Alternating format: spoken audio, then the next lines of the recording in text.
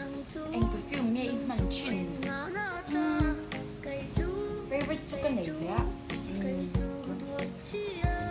cái lâu bên này cho nên everything của mình là love potion thôi còn làm gì tốt là cho nên các favorite tất cả những trong trang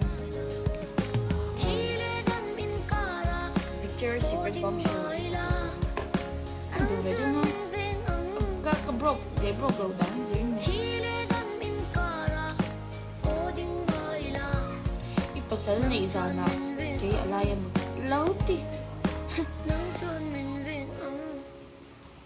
kay chu kasoi thiam ta lau zan ina ka lau shai kasoi tam lawa zan ina ka lau shai in van sa lom ba. What's so good about fates? I don't understand. No te ni ka lauti no te